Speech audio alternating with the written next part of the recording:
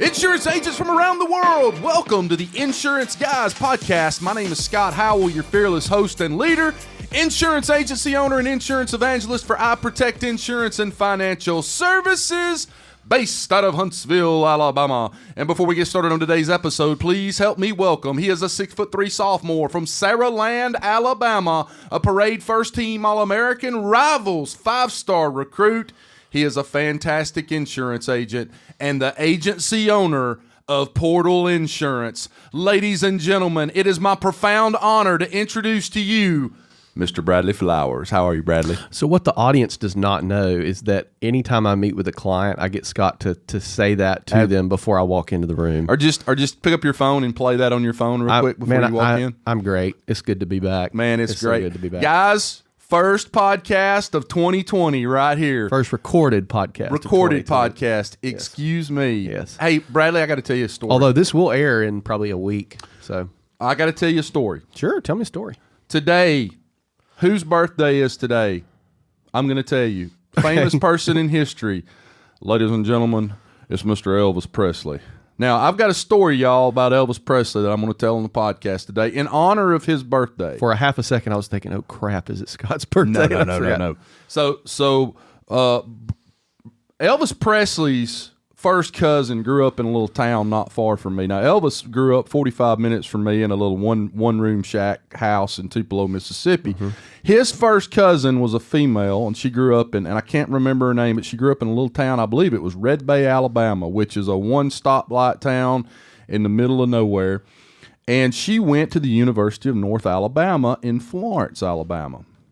She was in a sorority there, and when she was about a sophomore, Elvis Presley hit the zenith of his career.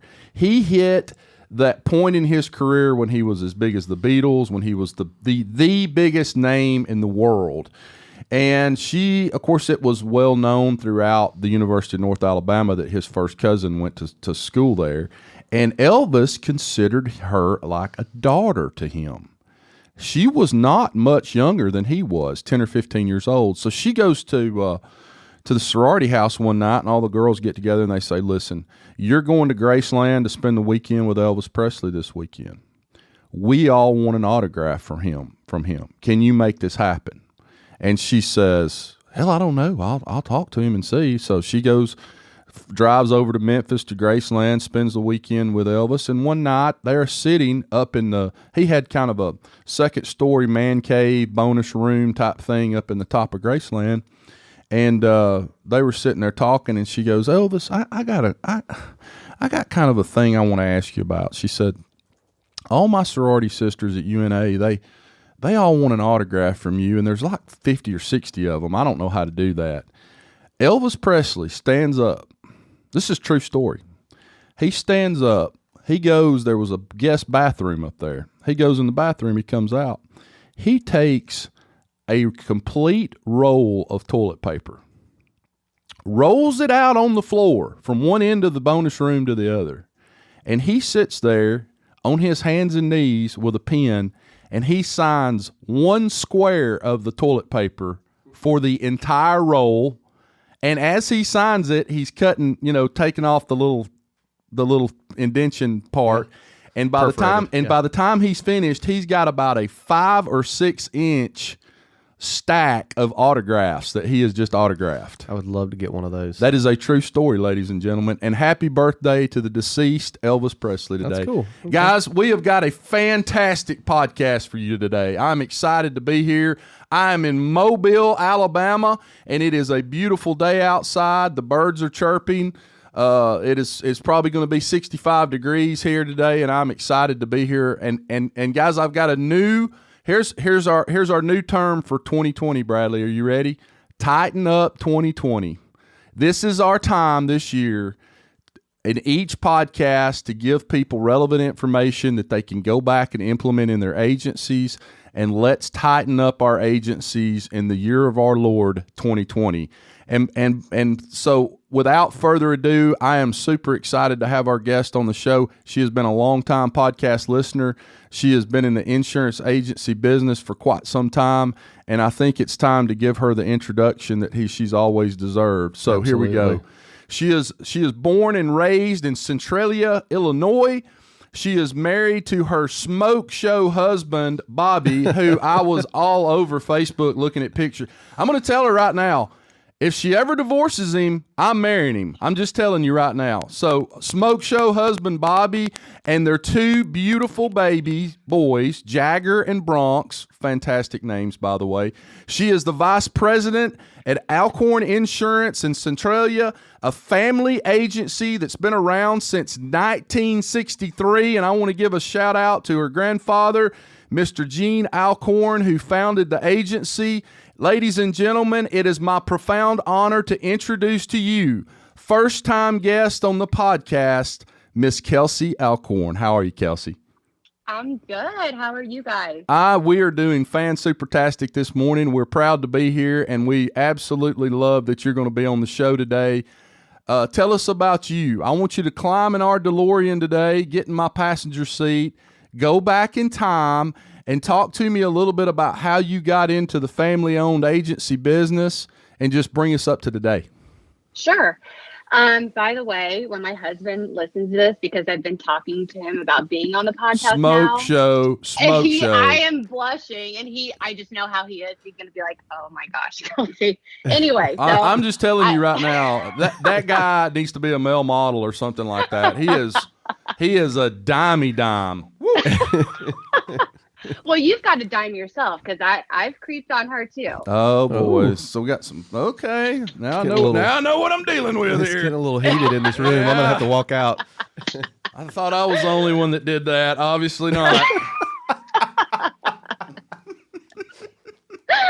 So 2020 is going to be a good year, guys. it is. It's already been a great year. Absolutely.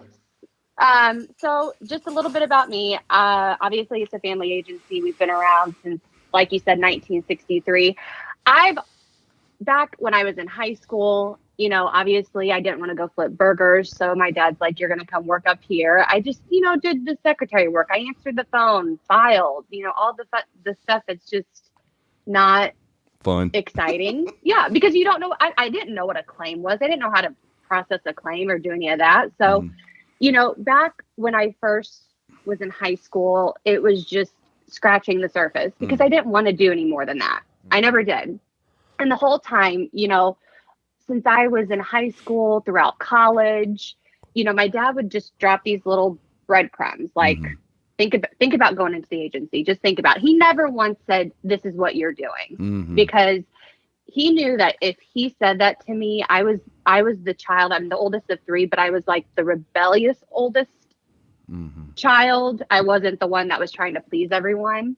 So I think my dad knew I can't force this on her, but I think he always knew in the back of his head, like he knew that I would make my way back somehow.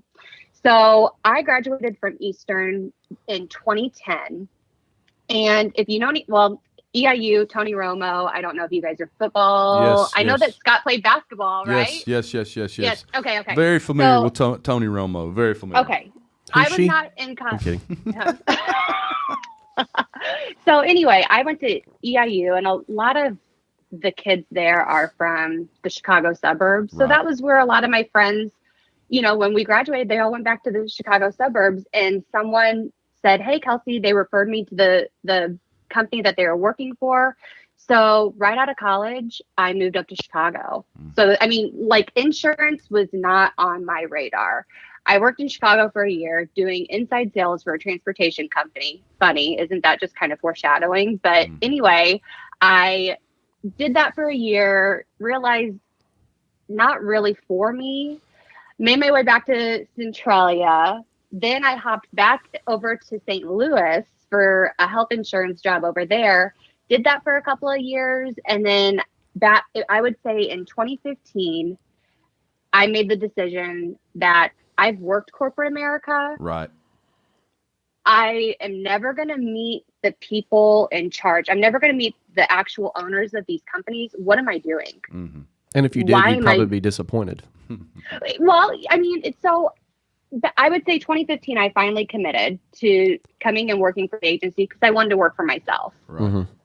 I'm not someone that, I'm not someone that can just sit at a desk and behave and have to like always worry about filtering myself. Yeah. So like I said, in 2015, I'm like, let's just do this. So I had already moved back to St. Kelly because I had a work at home position with the health insurance company.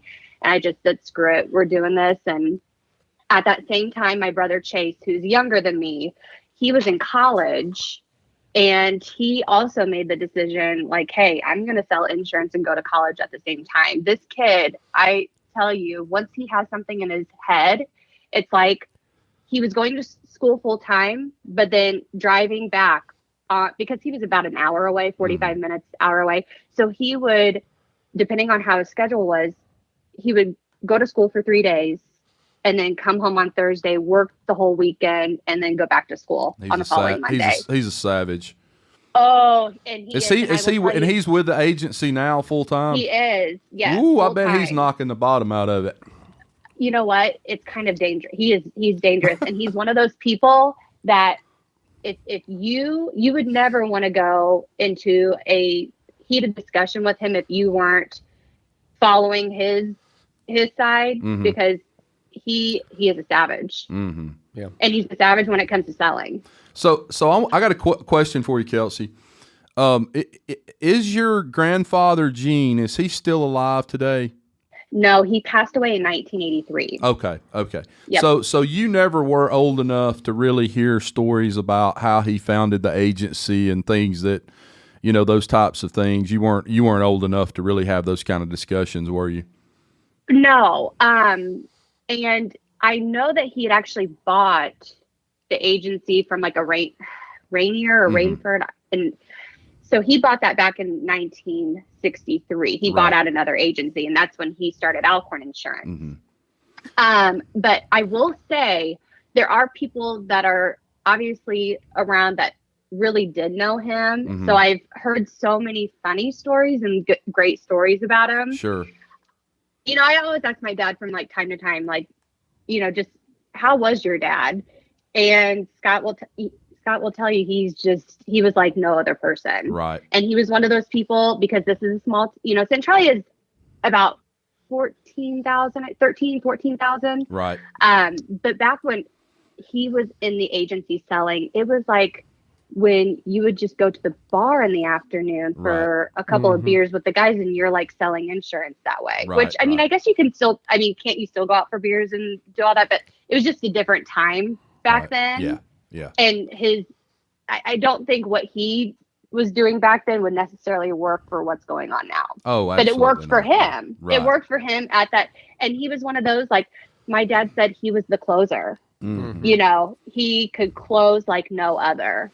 How cool is it for your dad to see, he kind of can see both sides of it. 3 generations. Yeah. How cool is it to see how your granddad did it, and then moving over to, where we're at now, where, 85% of stuff's done online, and when your granddad started the agency, there probably were no computers in there. I mean, there weren't any computers in there.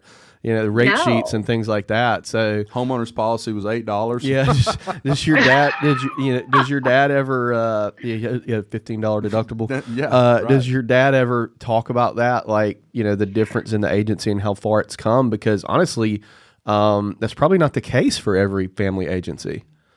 Oh yes, he does. He talks about it all the time. Hey, can I give you a piece of advice? Yeah. Best piece of advice you've ever gotten. I'm writing it down. Before too much longer, and I don't know how old is your father? How old is he? 54. 54 or 64? 50, 54. Okay, well you got some time then. I'm 40. I just turned 48 years old. My father is 71 years old. And had your dad been up into his 60s, 70s, kind of like mine, I was going to say that if I were you, at some point, I would sit down with him, put a Nikon or Canon camera in front of him, and almost interview him and talk about the history of the agency and stories about your grandfather, because you never know what's going to happen. Life comes at you fast, and you'll always regret not having something that 20 years from now you can go back and watch and and relive, having, and I think that is one of the most beautiful things. I'm going to say this. That is the most beautiful thing about social media now is I have friends who have filmed and put on social media clips of their parents and grandparents that will be there forever. And I've lost all four of my grandparents. They all passed away in the mid 90s, and so I don't have any film or video. And really, to be honest with you, I bet you I could count on one hand the number of pictures I have of my grandparents. Sometimes I even forget what they look like. And I had a buddy of mine who used to do these little 60-second snippets of his dad because his dad was absolutely hilarious, and he'd put them on Facebook and Instagram all the time. Like he put like hundreds of these clips of his dad talking and stuff. One day his dad comes down with cancer, and like 3 months later he's dead. And I told him, I said, man, it is a true blessing for you that you've got all this video footage that at any time you can go back and watch. That I don't have that. So I would encourage you at some point, not too distant future, to sit down with him and almost interview him like we are during the podcast, where you talk about the history of the agency and fun. That would also be a great marketing campaign too.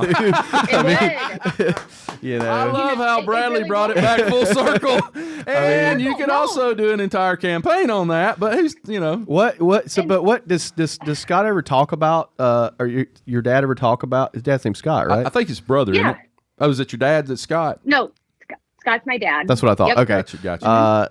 So, does Scott ever talk about how far that agency has come, and does he appreciate that? Yes, and so I can go into that because is he going to hear this podcast? Absolutely, he is. And you know what? I just lied. I'm off on his age. He's 55. He's going to be 56 this year because I was like doing the. I don't know. That's fine. I would do the same thing with my dad. I don't know exactly how old he is. I can get it within about a year. So and from what I gather, from what I know about him, just from social media and the few conversations that we've had, he's pretty in touch with a lot of things. I think, right? Very. Yeah. Yes. Because you know what? It was, when did I first outreach you, Bradley? Back in probably 2018. See, now that we're 2020, was it 2017 or 2018? It wasn't 2017. It was 2018. Okay, so it was 2018. Sure. Yeah.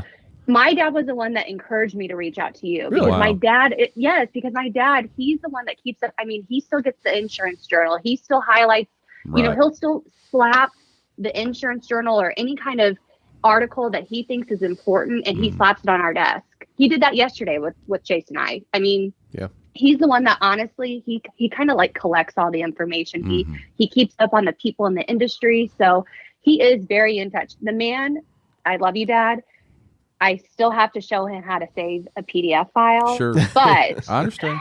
Like he keeps up on the industry. That's like very much so. That's like there's a meme that says everybody hates millennials until they have to convert a PDF file. Well, you know what I'm sitting here thinking? I'm like, her dad and myself are not very far away in age. So I'm sitting here feeling just like old as shit right now. I'm like, dude, her dad and I could like go out to have a beer together and talk about growing up in the 80s and having boomer parents and all that kind of good stuff.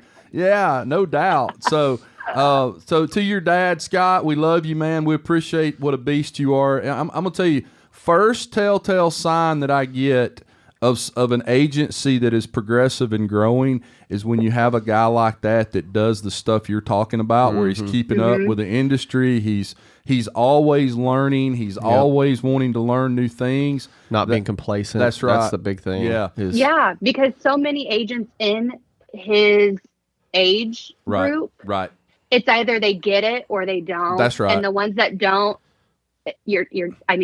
bye. Your business is dead. The ones that don't know everything too. So what our purpose is on this podcast, and you know this, Kelsey, because you listen to it, is we want to give agents a couple of 2 or 3 actionable steps on every podcast to get off the podcast and go implement in their agency. So what I'd like to do now is switch gears just a little bit.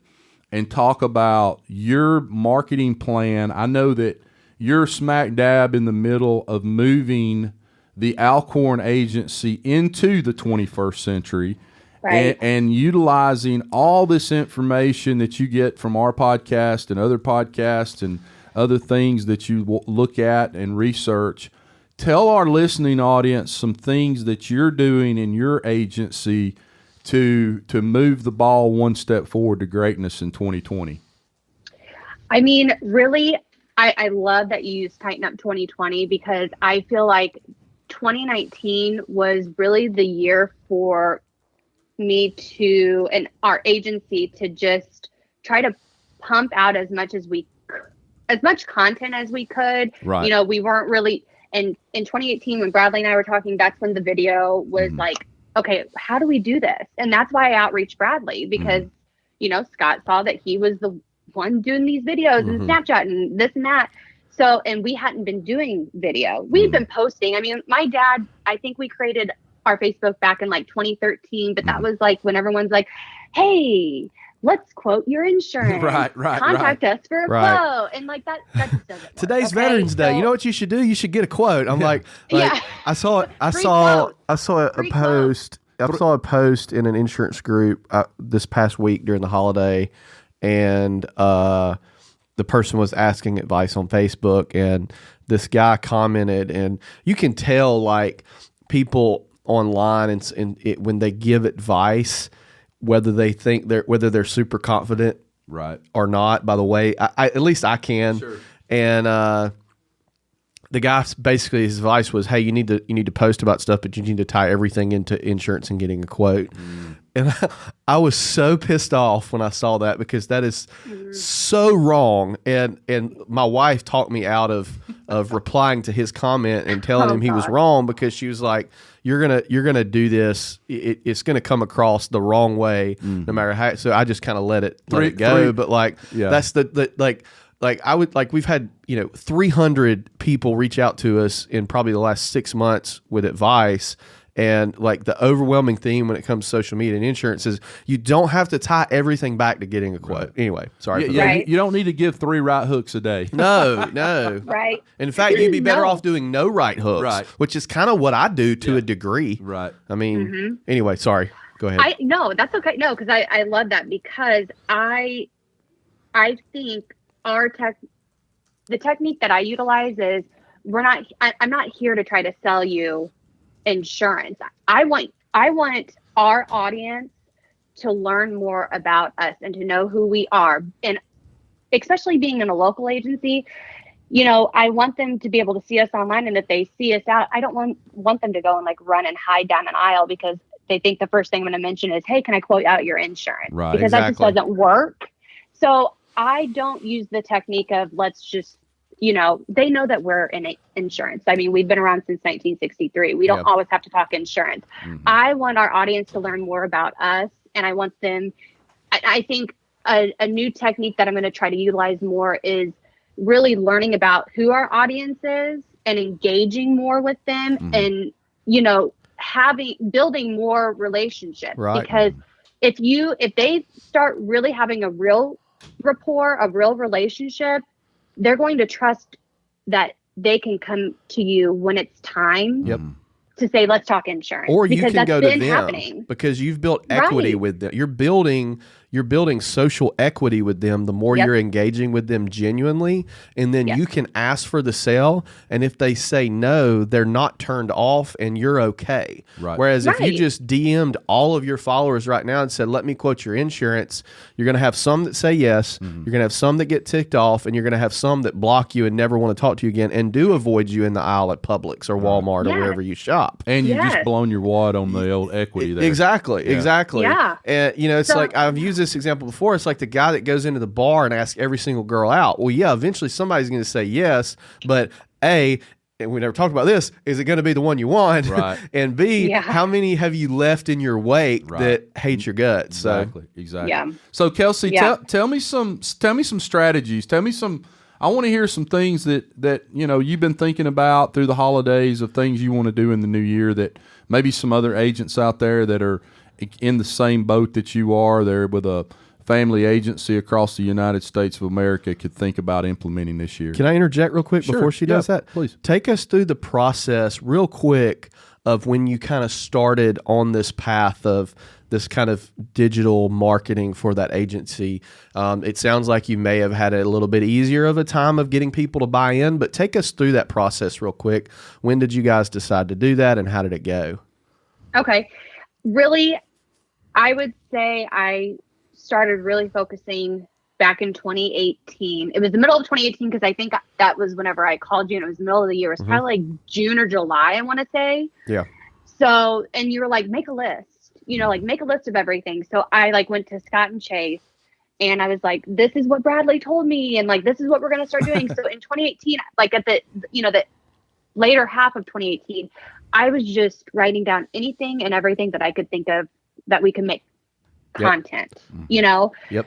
And we started recording, and it was just like, if you know Scott, and this is why you'll never want to have him on the podcast, because it would be a 3-hour long podcast. Love the man to death, but it's maybe in person over some beers. We will call the episode Between the Two Scotts. Between the Two Scotts. Oh, yeah. So in 2018, the latter of 2018, I really just started trying to strategize and build a list of things that I wanted to talk about, and thought, is this going to be something we want to record? And then I would say in probably the last quarter, we just started recording some content and like posting a little bit of video. I would say that last quarter of 2018. Then in 2019, we kind of switched up because, okay, we're feeling a little bit more confident.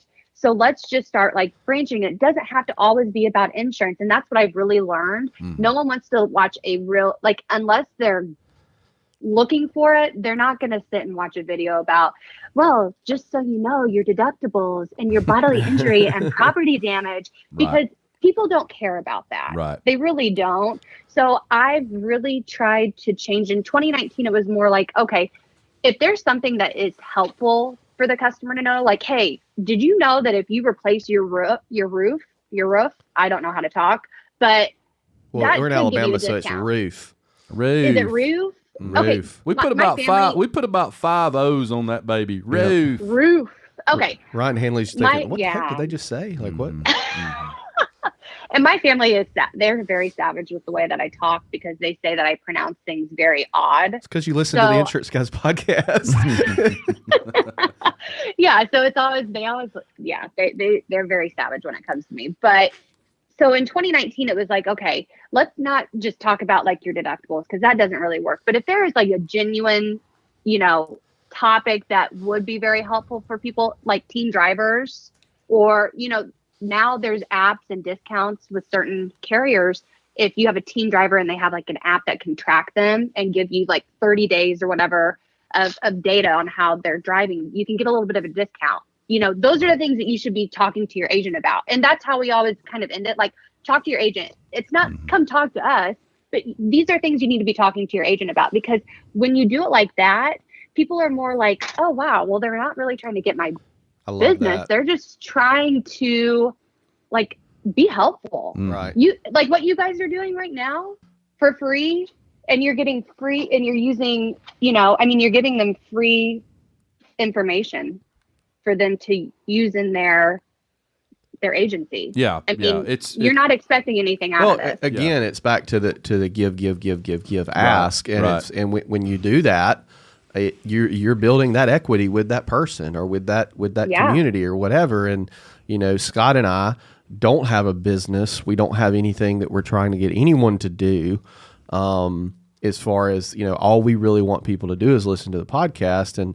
But let's say that at the end of the day, if, we were to ever, we've got a lot of stuff on third base that if we were to ever say, you know what, it's time making money from this thing, we could flip that switch. And the longer the longer it takes us to build that equity, the more of that equity build, the better it can be for us. Right. Now, that's not the reason that we're doing this, but that's how people should approach their marketing, in that let's build equity with our audience. And then when the time comes, everything's okay. Everybody's cool with it. And it's not, hey, Kelsey was sharing this content with me to sell me something. It's Kelsey was sharing this content with me to help me. And it's also cool if I buy from her, but if I don't, that's also cool.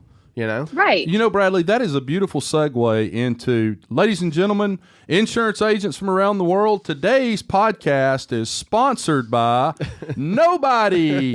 Nobody sponsored our podcast today. And there's only about 300 insurtechs with $45.6 billion in cash sitting out there that don't want to reach 50 to 60,000 independent insurance agents this week. Unbelievable.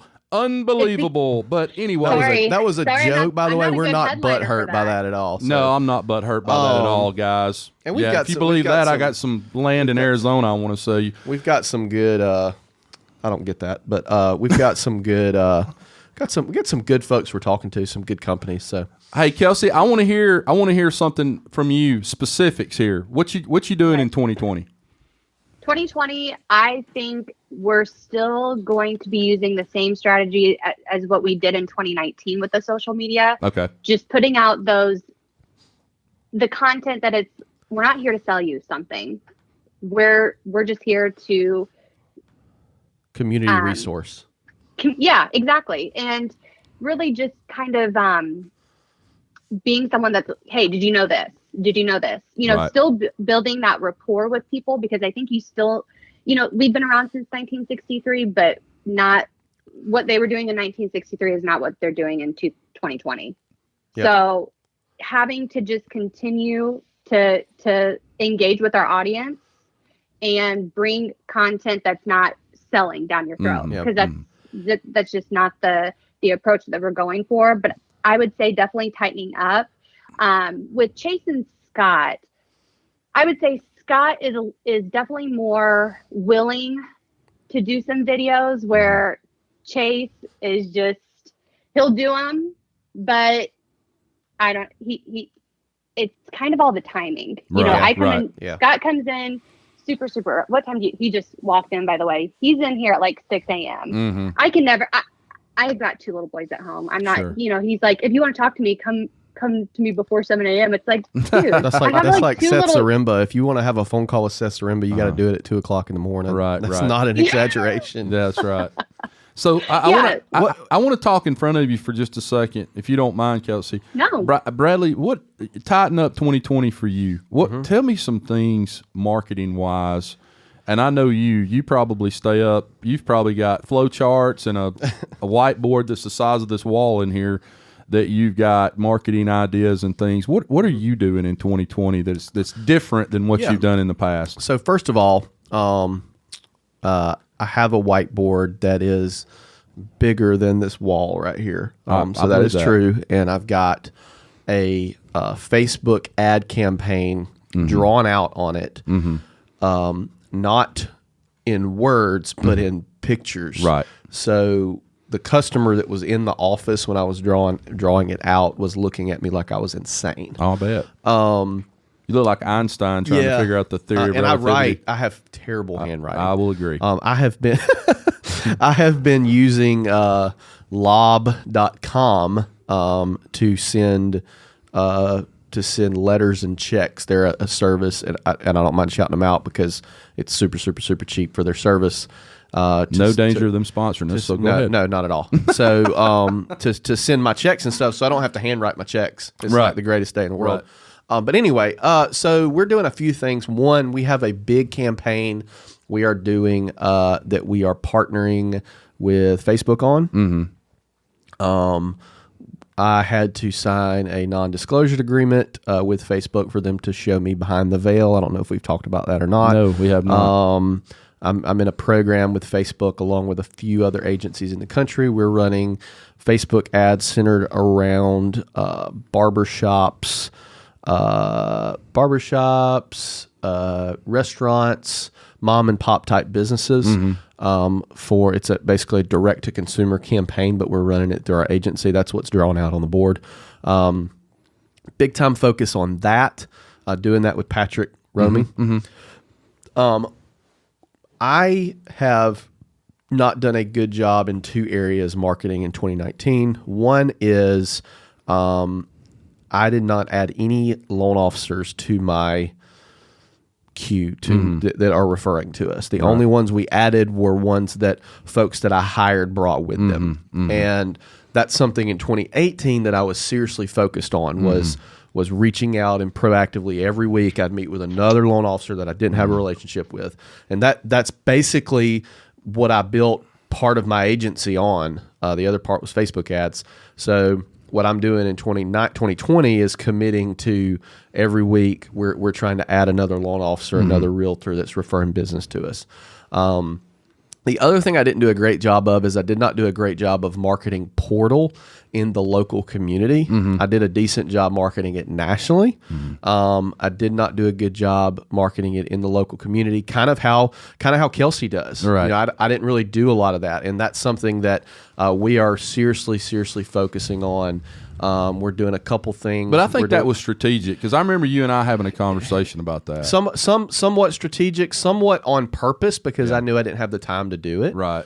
You know, Kelsey, we were talking before we came on the air, reached out to me at one point in the middle of last year and was like, "Why aren't you posting on Instagram as much?" Like, I'm busy. Right. You know, right. I know. And it does get busy. It gets super busy. Oh my God. Your days get busy and you're like, where do I focus on? Am I focused on the marketing, but I also need to bring money in. Right.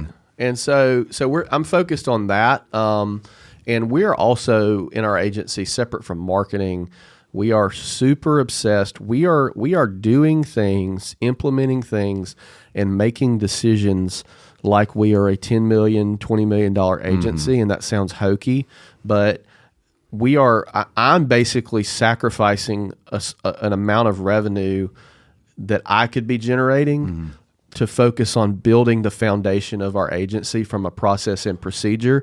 That way we don't have to go back when we are 5, 10, 15, 20 million. We don't have to go back and rip a Band-Aid off. Right. So we're really focusing on that right now. Fortunately, I have an amazing team that generates a lot of business for us. So it doesn't really hurt us that much. So sorry for the long answer, but those are kind of the 3 or 4 things that I'm focused on. What about you? So one thing I wanted to ask you about, and then I'll talk about the same subject matter, but TikTok.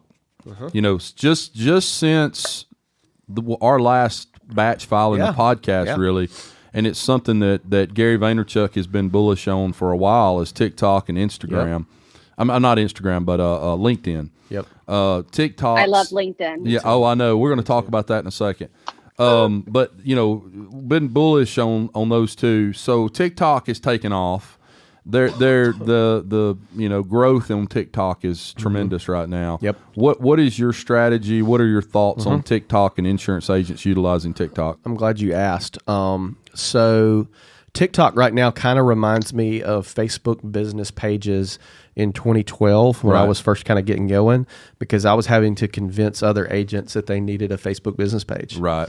And now I'm having to convince them that they need to be on TikTok. Sure. I put out a video about a month ago. I don't know if you saw it, Kelsey, titled, "You Can't Sell Insurance on TikTok."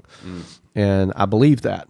But that's not me saying, that's kind of a clickbaity title. Sure. That's not me believing that you don't need to be on there. Right. And the point is, the reason I say that is every agent that keeps up with anything has started a TikTok. They've looked on there. They've seen it's 12-year-olds doing stupid stuff.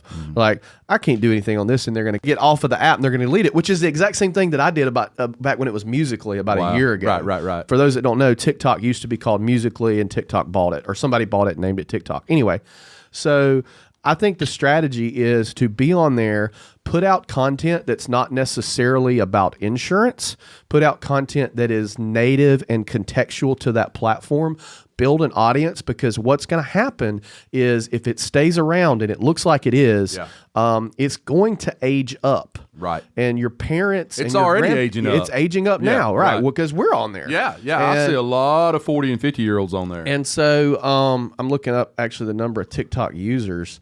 So there's 500 million people on TikTok. Right. So be on there, build your audience, and you're going to be that much ahead of people when it does age up. And then you can talk about insurance on there, whatever product you're trying to sell. Now, that being said, I think the biggest threat to TikTok right now is Instagram. I'm kind of starting to see a few changes maybe in Instagram stories that it may be going to the lip syncing ish kind of deal. I think Instagram could be a huge competitor to TikTok. If they step their game up. The Instagram algorithm is drawing back though from an organic side, so it's kind of going away from that. But my strategy is just to be on there, post funny content that's native and contextual to the platform, and just simply wait. A friend of mine in Scott, CJ Huntspiller, has a video with like 27 million views. Wow. I did a video with 10,000 views. Now I've had several videos with 10,000 or more views, but that video went to 10,000 views faster than any other video I've ever done that's went to 10,000 views. I'm going to tell you what I love about TikTok. I utilize TikTok. I've just started kind of getting on there and utilizing it a little bit, and I even did some videos back when it was Musical.ly. You did, and so you were on there before I was. Yeah.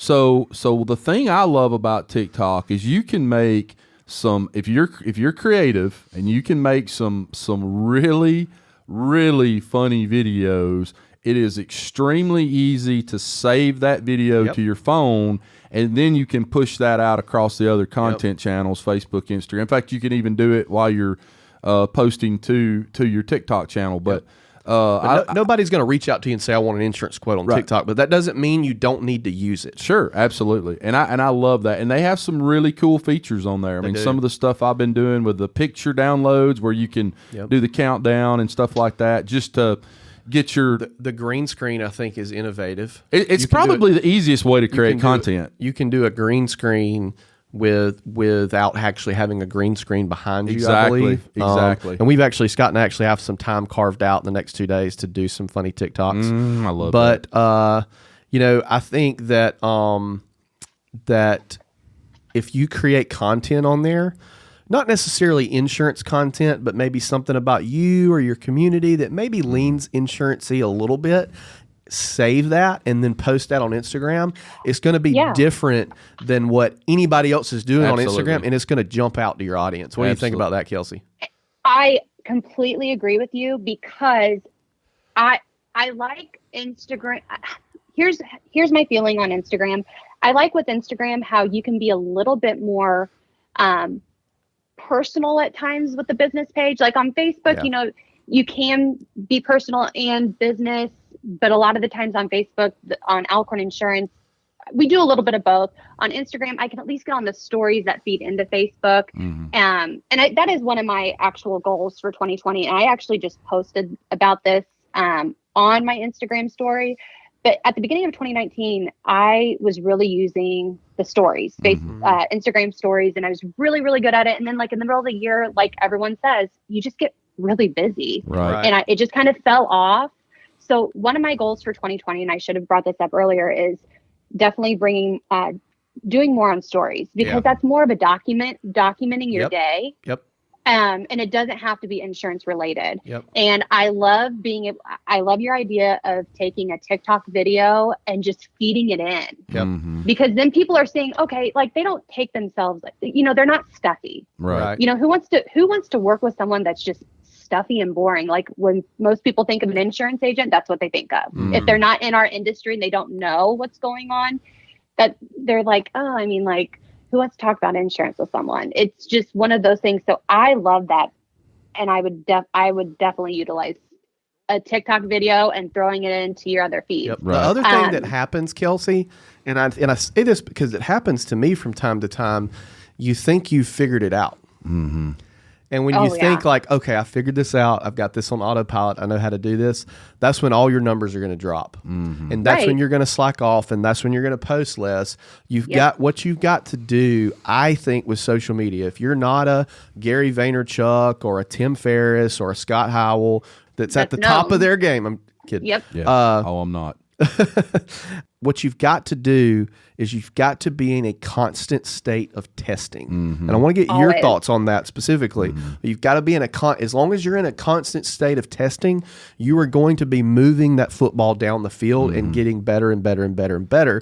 And you're going to discover stuff that really, really, really works. Well, my thought on that is this. When you see the big influencers out there, even guys, I'll tell you a story about Dan Balzarian, and guys, the males in this listening audience, Dan Bilzerian is kind Every of guy listening to this knows who. Yeah, you're talking he's about. kind of the modern day Hugh Hefner, right? He's always got these gorgeous models around him. He travels all over the world shooting guns, working out, and hanging out with beautiful models on his private jet. On his private jet, right? Yeah. And so the other day I was watching a podcast that his ex-girlfriend did with Bert Kreischer, who's kind of an up-and-coming, real heard you say that popular name before. comedian out there. Okay. But they had done a podcast in like 2018 together.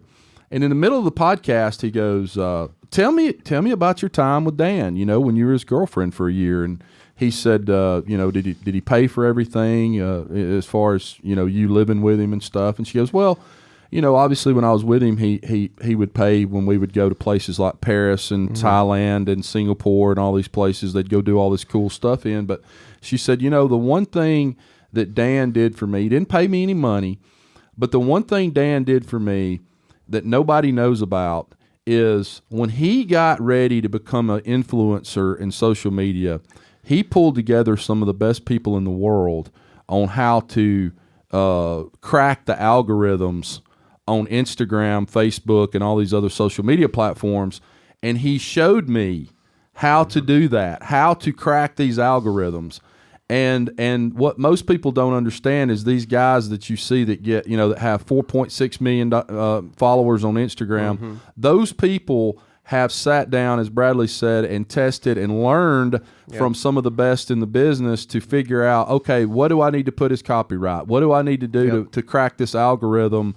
And I think as insurance agents, one thing I try to do, like with TikTok, I sat my 16-year-old stepdaughter down and I said, all right, well, you're going to spend an hour. Brilliant. You're going to spend an hour with me. Why did you not video that? To show me how to use TikTok, because I didn't understand how to like do the video and then put music with it or lip sync lip sync with it, or even how to post really. And Scott, you do a better job than 99% of people. Well, I appreciate you saying that. You really do. You always have. But it's because, and here's the dirty little secret, guys. You can't download the TikTok app or the LinkedIn app or the Instagram app or the Facebook app and then just put it on your phone and think that you're going to all of a sudden like get all these followers and you're going to understand all this. It takes hours and hours and hours of playing with that stuff. And I know a lot of us don't have that we think we don't have that kind of time. But like Bradley said yesterday on one of his Instagram posts, I think it was a storied post, you turn Netflix off, right? Yep. Instead of watching Netflix from 9 to 11 at night, you turn Netflix off and you download the TikTok app and you spend 2 hours playing with it and figuring it out.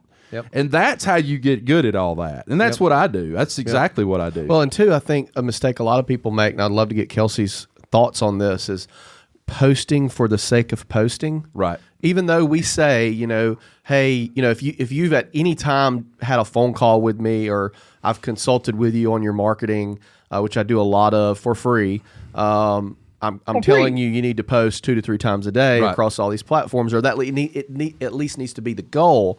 I'm not, even though we say that, you don't need to post for the sake of posting. Right. You need to genuinely post. And what I mean by that is I'll see people that post a great picture. I'm like, man, that's a really good picture. That's awesome. And then I'll look and there'll be no copy, no text. Right. Or it'll be, hey, check this out. Right. You're just posting for the sake of posting. Right. Or, and I used to tell people back when Instagram was really hot is I had a system for Instagram. And I think actually, Kelsey, I think you and I talked about this with Instagram. Kelsey was one of the first people that reached out to me after we started this podcast, by the way. But every Instagram post has to have a picture, obviously, location, copy, the 3 dots, Yep. and hashtags. Right. It's got to have those 5 things. If it does not have those five components, your results are gonna be skewed. Right. And so I think I see a lot of that, especially in insurance. People posting just because they know they need to post. You don't need to mail this in. Right. In the past, you could mail stuff in. You could click a button on your direct mail site and send a bunch of postcards to a place, or you could buy a billboard or do a radio ad. You could check the box. But with social media, you cannot check the box. You have to genuinely try and do it. And that's what separates the people and the insurance agents who are doing it well, and the ones who are not doing it well, and the ones who are getting results, and the ones who aren't getting results. And let me add to this, guys. If you're listening to this podcast right now, I got some more bad news for you.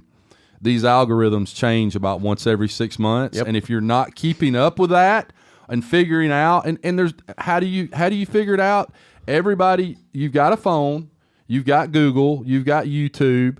You can check those, just Google and YouTube about every 6 months for the most up-to-date algorithm for Instagram. And there will be a story that some damn tech companies run that says on January 23rd, Instagram changed their algorithm, and now it's so-and-so and so-and-so, and you need to do this and this and this. Yep. It's not hard. It's just you not thinking that when you figured out the algorithm for Instagram in 2018, that algorithm is going to be the same in July of 2020, because it's not. It's not going to be the same. Oh man, when I first started on Facebook, I was posting 10 times a day. Right. Literally, I would schedule 10 posts a day, and back then, for a short time, you beating it up. Right. That's what I call beating it up. Post. Right. And I will say that was posting for the sake of posting. Sure. And that was right when I got started. That was the way you do it. Right now, if I posted 10 times a day, if I posted 10 times today on Facebook, I would probably lose all my followers. Right. You know. Right. But Kelsey, talk about how. And this is something. This question may be a huge flop, but I'm curious. How many people are in Centralia? I would say like 13 to 14,000. Okay, same as Sarah Land. Right. How has the reception been of the community, whether it be the business community or other folks in the community, been of you guys kind of stepping your game up? Has it been good? Has it been bad? Was there a process where at first people are like, what the heck are they doing? And man, I really liked that post you did the other day, or hey, you really helped me out. How has that reception been? Because I know that's a holdback for a lot of people. They're like, I don't know what the other 13 members of the Chamber of Commerce board are going to think about this, you know? Well, actually, and I'm happy that you asked this, because the chamber, we were members a long time ago, and then the chamber came back in. Once we started doing videos, Small Business Saturday videos, which we kind of stopped doing only because I can't, I would do like a segment on a mom and pop shop located in Centralia. Hey, and I would ask them in the video. I'd keep it under 2 minutes long. Hey, what are you doing with your business right now? What's going on? What can we expect? And there were people that were on board, and those were the people that did the videos with, but I couldn't really beg people to do the videos, because not everyone in my community is comfortable doing that, and they're not comfortable being in front of the camera and talking. And I get that. I mean, it takes a little bit of time to really get comfortable. And the chamber came back and they're like, hey, why are you guys not members anymore? And I really didn't know the answer, but I am now in the chamber, and they want to bring back those small business videos. And we've got someone on the chamber, a photographer here in town, and he's willing to go with me and actually record it, because it's hard for me, because I'm not an editor. I'm not a videographer. I have no idea. I work a camera on my phone. I'm not good with the lighting and all of that. So really something that is going to be coming back are those small business videos, because the chamber's like, hey, here's someone that can help you with it. Let's really take this off. And I know I've texted you about that, Bradley. Yep. So I think it's kind of funny, because my dad one morning after I did one of the first small business videos, he was pumping his gas at 6:30 in the morning. And some guy came up to him. He's like, hey, Kelsey, is she a news anchor now? What is she doing? Love it. And it's someone that I don't even think I have on Facebook. I didn't even know he had Facebook. So I think that people in our community they see it, and I don't think they see it as a negative thing, because every time we've posted that, we've always had someone say, so thankful that you're doing this for like this business. You know, they're thankful. We've not received a lot of backlash for it yet. Yeah. Well, and I think when you do that kind of thing, and like, you should want to be the news anchor for Centralia. Right. That should be your goal. Like, in the back of your head, that should be your goal. That when you walk into a networking event in your town, everybody already knows who you are. So Bradley, go ahead. I'm sorry. And so you know, one thing that we're doing now is we're running Facebook and YouTube commercials, not videos. Right. An actual commercial that we would run on TV. We are running it on Facebook and YouTube. And the thing is, these people don't know. So I ran a commercial during the ball games 2 weeks ago, football ball games, college football. Two people who were streaming, not TV, but just streaming, which is how people are going to watch football games 10 years from now, 5 years from now, 3 years from now. True. Right. And don't get me started on that. People thought I spent $50. Yeah. People thought I spent so much money on it. Same thing with YouTube, spending $5 a day. My nephew, I have a nephew that's in the 4th grade, I believe, came up to me recently. He was watching YouTube on his parents' account and said, holy crap, I just saw your commercial on YouTube. Are you famous? Like, what's going on here? You know? Yeah. And so, but it kind of makes you sort of like local famous when you do those kind of things. I think every single person listening to this should do a show in their local community interviewing other business owners. Right. And if you do nothing else but set up the camera, set up your iPhone, set up your Android, ask that person about their business for 15 minutes, turn it off and post it, you will get business from it. But beyond that, you're going to have other people reach out to you who see that and want to be on the show. Guess what you can say? I'm not saying be this aggressive, but you can say, hey, look, you can come on the show, but I'd really like to quote your insurance. The cost for that is your deck page. Or you're going to have other business owners watch it, think it's super interesting, and reach out to you for a quote. Sorry to interrupt you. No. I'm glad you said that. Everybody should do it. So, Kelsey, that was actually the genesis behind this podcast. So I was running a show on Facebook Live. I remember that. Once a week, interviewing people in the Huntsville area. And instead of business owners, I was interviewing local celebrities, guys like Cole Kubelik, who's now a sideline reporter for the SEC Network, and is an ESPN analyst as well, local comedians, people like that. So I called Bradley up, and I'm like, hey, I want to come down and interview you in Mobile about social media. Yep. And that was the genesis behind this podcast. But the dirty little secret is, and the future of insurance agencies is now. Bradley and I were on a podcast with Ryan Hanley and Jason Cass, and I wanted to touch on this, and we just didn't have time.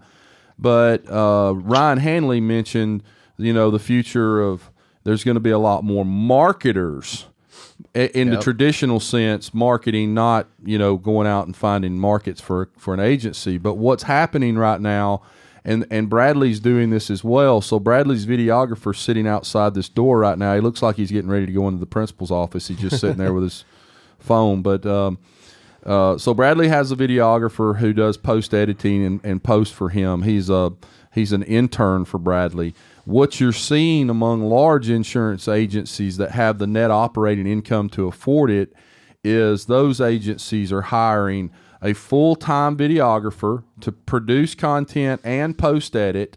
They also have a blogger that's doing copyright and social media. Community management.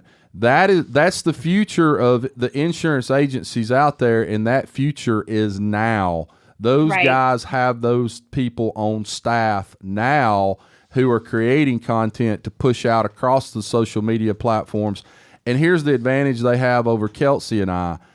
Kelsey and I are so busy, and to some degree Bradley, even though he's got one in his agency that's working with him on a daily basis. But we're so busy that really the only time we have right now is we can record something on our phone through TikTok or just a video, and then do some very quick editing of that and post that to social media platforms. I don't know about you, Kelsey. I don't have time for somebody to take a Nikon or a Canon, record me, or me record that myself and then go back to a desktop, edit that through iMovie, then push that out across social media platforms. I just don't have that kind of time. I'm not an editor. Yeah, I'm not either. I'm not either. So, and also with that, and I think it's great that Bradley has that. I mean, I would love that. Maybe I should Scott, maybe you and I need to reach out to the local high school and say, hey, they've got those. No, here's what needs to happen. Every single insurance agent that is listening to this at the sound of my voice right now needs to go to a local community college or high school. In about 30 minutes, you can figure out who has the ability or who wants to be a videographer and already has some editing, iMovie stuff under their belt. You can hire those guys for $10 an hour for the experience. And now you've got a part-time videographer in your office that's doing exactly what I'm talking about doing. Exactly. Yeah. Exactly. And I think that would be great. Yeah. I think another thing, so definitely in 2020, this year, I'm bringing back the small business videos. I have I do have a little tweak to that. Mm-hmm. And really there's, every community has they all have their own small business and all of that, but every community also has these organizations within their community that people need to learn more about. And if you're in an area like Centralia where a lot of people aren't marketing what their organization's doing, people don't know. They're slowly dying off. So that's kind of the spin that I'm going to be doing with the chamber this year. Mm-hmm. Another thing that I did in 2019 that kind of died off only because, like you said, we just ran out of time. Right. I am not wired to be awake 24 hours a day, 7 days a week. I wish I could, because I'd get so much more done. But live videos, there was a stint in time in 2019 that I was every Friday around 3:00.